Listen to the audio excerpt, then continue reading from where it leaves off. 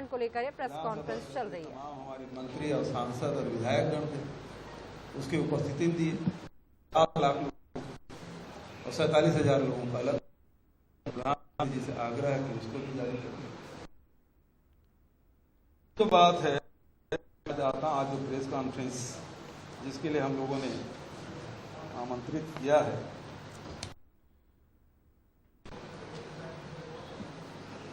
उसके पहले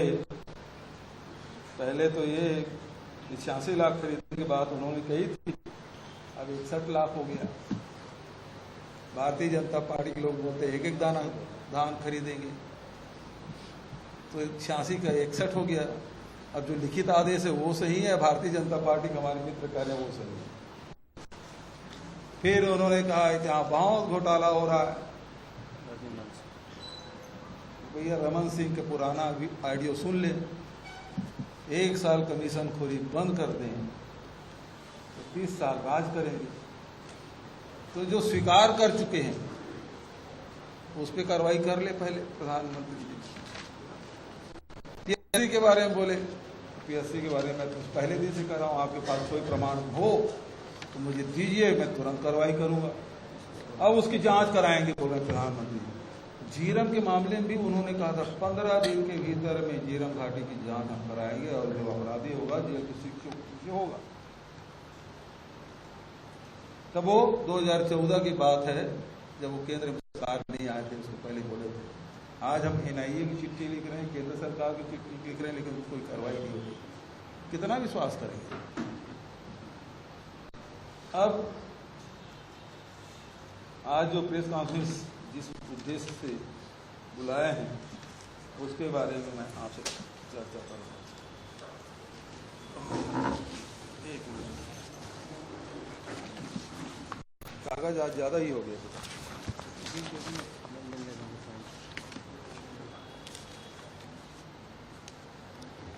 ये वाला है क्या? नगर नार के उद्घाटन के लिए प्रधानमंत्री जी आ रहे हैं। नगर नार की जो जमीन है वो किसानों की जमीन है, आदिवासियों की जमीन है। वो जमीन इसलिए दी गई थी एनएमडीसी को कि वो स्टील प्लांट लगाया, और उस समय हम लोग बहुत आंदोलन किए, उनको न मुआवजा मिला था, न पुनर्वास हुआ था, न ही नौकरी दी गई। इसके कि जनप्रतिनिधि बस्तर के कांग्रेस जन लगातार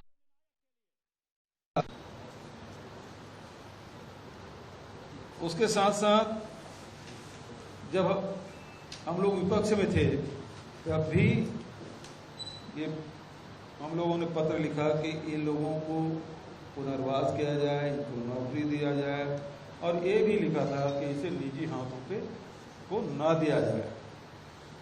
और इसी के साथ साथ जब सरकार में आए, सरकार में आने के पहले अशासकीय संकल्प लाए थे विधानसभा में, सरकार में आए तो शासकीय संकल्प लाए, और विधानसभा में शासकीय संकल्प सर्वसम्मत से पारित हुआ कि एनएमडीसी यदि स्टील प्लांट संचालित नहीं कर पा रही है तो निजी हाथों में न बिके, बल्कि इसे राज्य सरकार को दे दे। अभी तक के 20,000 करोड़ रुपया उसमें लगा है, वो राशि हम देने के तैयार है, राज्य सरकार स्टील प्लांट चला ले। लेकिन भारत सरकार इसे माना नहीं, और निर्माणाधीन जो स्टील प्लांट है उसे विनिवेश करने के लिए उन्होंने घोषणा कर दी, और राज्य सरकार उसमें भाग न ले सके, ऐसे उन्होंने क्लास डाल दिए ताकि हम भाग ही ना ले सके। जबकि हमने प्रस्ताव पारित किया था, हम इसे खरीदना चाहते हैं। तो ये स्थिति नगर नार की है। आज पूरे बस्तर बहुत ही इसे चिंतित भी है, आक्रोशित भी है। बस्तर के लोग ये जमीन इसलिए दिए थे कि वहाँ सार्वजनिक उपक्रम के द्वारा संचालित किया जाए ताकि बस्तर के लोगों को रोजगार मिल सके। उनको नौकरी मिले, आरक्षण का लाभ मिले, लेकिन भारत सरकार इसे नहीं चाहती। और जो जानकारी मिली है उसमें जो EOI ने मतलब इंस्पेक्शन करने के लिए पहले जो 5-6 कंपनियां आती है, हालांकि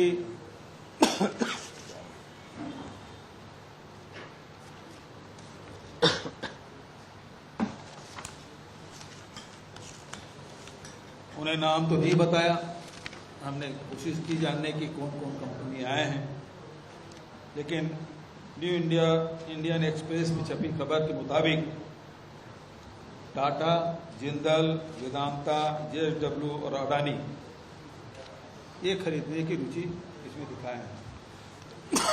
तुम्हारा माइक ठीक नहीं है, एक उधर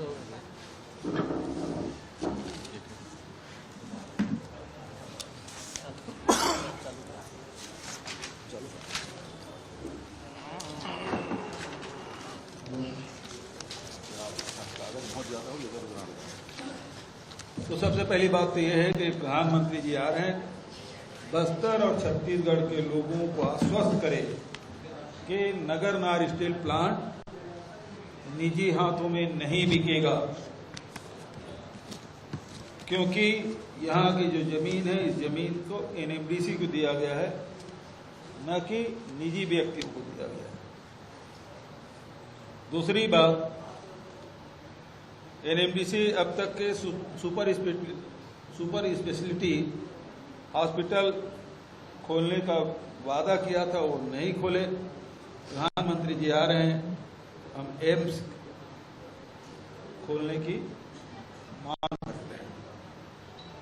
तो दो चीज है जो बस्तर के जनजीवन से जुड़ा हुआ कि वहाँ एम्स खुले ताकि लोगों को स्वास्थ्य सुविधाएं मिले, और दूसरी बात है NMDC न बिके। और तीसरी बात, मैंने सुना हो कि ज्योतिरादित्य सिंधिया जी भी आ रहे हैं कि वहाँ से, तो मैं तो जो यहाँ से जगदलपुर से जबलपुर और जबलपुर से दिल्ली, तो उसमें क्योंकि नई उड़ान है और नई उड़ान शुरू होना है, मैं तो मांग करता हूँ इसको शुरू करें। ज्योतिरादित्य सिंधिया आ रहे हैं तो, और राज्य सरकार की ओर से जो क्षतिपूर्ति जो देना होता है करीब 1 करोड़ रुपया, वो हम देने के तैयार हैं। वो आ रहे हैं तो उसकी घोषणा करें और संचालित करें। तो ये 2-3 बातें हैं जो मैं आपके माध्यम से भारतीय जनता पार्टी के मित्रों तक और प्रधानमंत्री तक पहुंचाना चाहता हूँ। अब मैं पहले अध्यक्ष जी को आमंत्रित कर लेता हूँ, और उन्हें फिर सवाल जवाब आपसे लेंगे।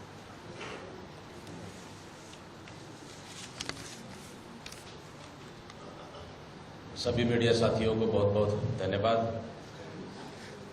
हमारे बीच में CM साहब और हमारे महिला कांग्रेस के अध्यक्ष और सांसद फूलोदेवी नेताम जी, हमारे मीडिया के चेयरमैन शुक्ला जी और तमाम हमारे प्रवक्ता साथीगण, हमारे बलकित सिंह कैदू जी और तमाम मीडिया हमारे प्रवक्ता साथीगण।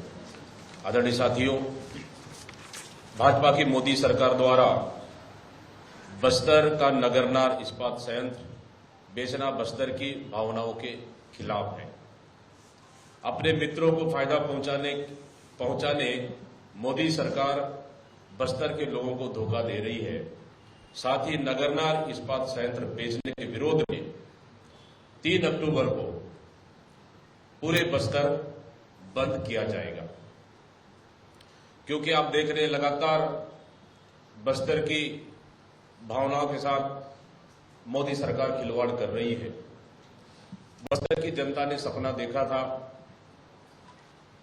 कि विरोध के बाद भी, किसी उद्योग के विरोध के बाद भी बस्तर की जनता ने सहमति दिया नगरनार स्टील प्लांट लगाने को लेकर। और हमारी सरकार ने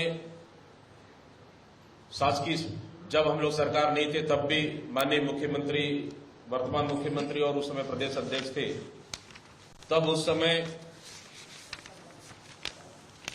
अशासकीय संकल्प भी इन्होंने 19/7/2017 को छत्तीसगढ़ विधानसभा में अशासकीय संकल्प प्रस्तुत किया गया था कि यह सदन केंद्र सरकार से अनुरोध करता है कि बस्तर जिला अंतर्गत नगरनार में एनएमडीसी आयरन स्टील प्लांट का निजी क्षेत्र में विनिवेश निजी। देखो, ये तो कोयला स्कीम हुआ, 2G स्कीम हुआ, सारे स्कीम लगाए, लेकिन आज तक आरोप सिद्ध कर पाएगा।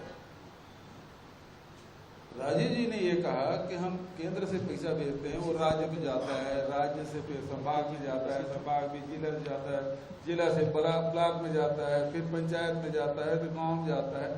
तो सारे उस हिसाब से जो होता है कि अलग अलग मद में या दूसरे इसमें खर्चे हो जाते हैं।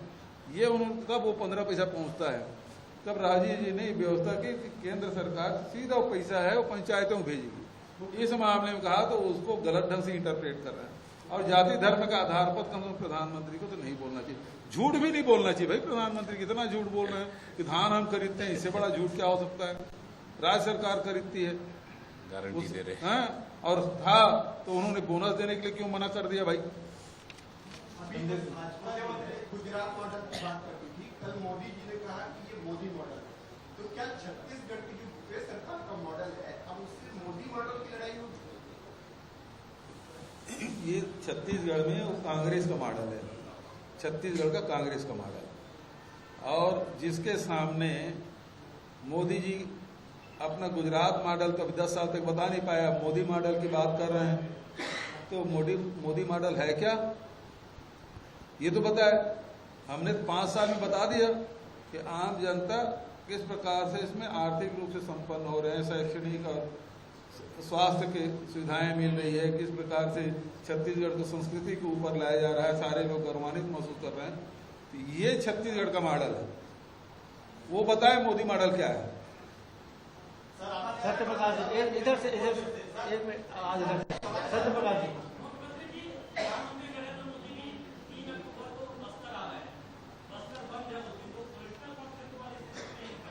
देखिए, सबसे पहली बात यह है, प्रधानमंत्री जी से हम तो आग्रह कर रहे हैं, विधानसभा ने आग्रह किया, ये तो सबसे बड़ी पंचायत है छत्तीसगढ़ की, उसका प्रस्ताव गया कि इसको निजी हाथों में न बेचा जाए। उसके बाद भी निजीकरण की दिशा में आगे बढ़ रहे हैं। तो बस्तर में जब भी हम लोग गए तो उसकी भावनाओं को